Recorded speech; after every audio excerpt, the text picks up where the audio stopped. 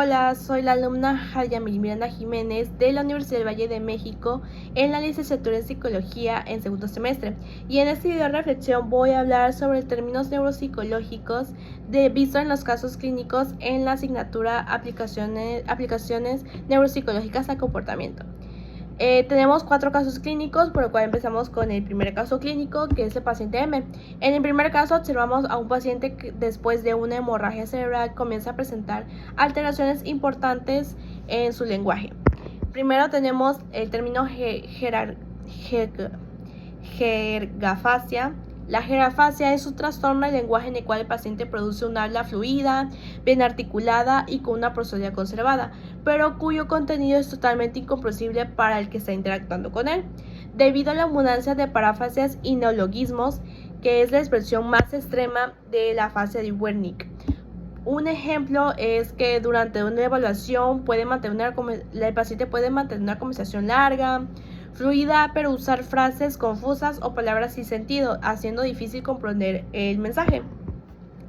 Bien, tenemos el segundo término, neologismos, que los neologismos son palabras y expresiones nuevas de una lengua que surgen para nombrar elementos creados o desarrollados recientemente.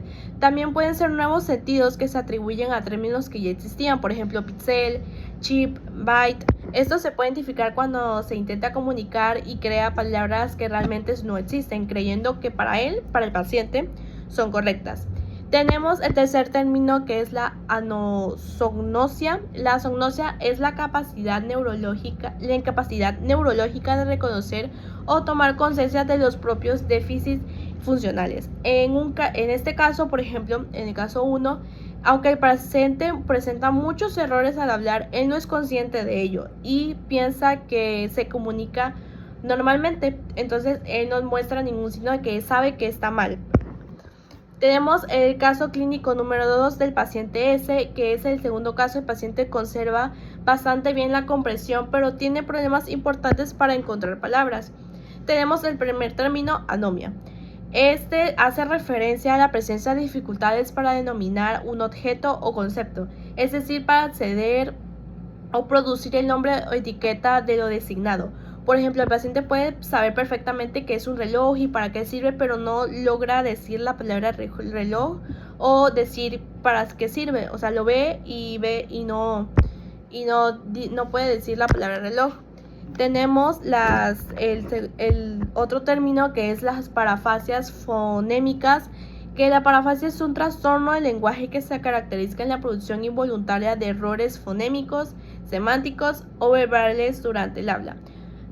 Un ejemplo puede ser que durante una evaluación la persona puede cambiar letras o sonidos diciendo palabras incompletas o incorrectas, como por ejemplo teléfono en vez de decir teléfono. Tenemos el término circunloquios, que el circunloquio es usar más palabras de las necesarias para expresar una idea, es decir, te vuelves un revoltijo, un rodeo antes de poder hablar. Por ejemplo, en vez de decir pluma, el paciente dice es un objeto pequeño que se utiliza para escribir. Tenemos el caso clínico 3, que es el paciente J, que en este tercer caso se observa una afectación mucho más severa, tanto para hablar como para comprender. Tenemos el término estereotipía verbal automática. Las estereotipías verbales son sonidos, sílabas o conjuntos de palabras que la persona emite repetitivamente cuando intenta articular el lenguaje en cualquier situación comunicativa. Por ejemplo, durante toda la evaluación podría responder únicamente con una expresión o una frase repetitiva, aunque le hagan preguntas diferentes. Por ejemplo, ¿cómo se llama? No. Así. Tenemos el término de afasia global, que la afasia global es la pérdida de la mayor parte de las habilidades lingüísticas. Eso significa que no puedes leer, escribir, ni hablar, ni comprender lo que te dicen los demás. Es la forma más grave de la afasia.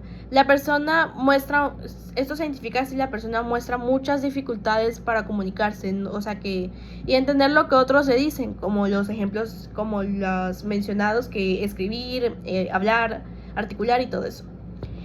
Tenemos otro término, que es la comunicación gestual compensatoria, que forma parte de los sistemas aumentativos y alternativos de comunicación. Su objetivo es sustituir o complementar el lenguaje oral cuando existen dificultades graves para hablar, utilizando sus propios gestos, el cuerpo. Gestos faciales, gestos con las manos, mímica para facilitar la interacción y reducir la frustración del paciente. Por ejemplo, del paciente o del usuario. Por ejemplo, señalar objetos, mover las manos, como mencioné. Por último, tenemos el caso clínico 4, que es el paciente V.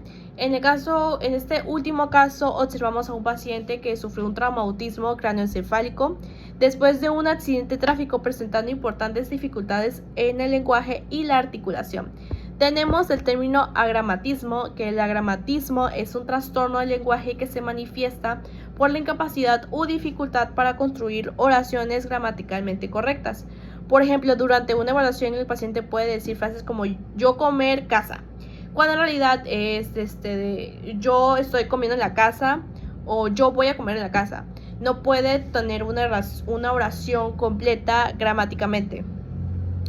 Tenemos el otro término, disartría, que la disartría se produce cuando los músculos del habla son débiles o difíciles de controlar. Las personas con disartría suelen tener dificultades para hablar o hablan a un ritmo muy lento, que es difícil de comprender. Esto puede identificarse cuando el paciente habla muy lentamente, con esfuerzo o pronunciando sonidos de manera poco clara.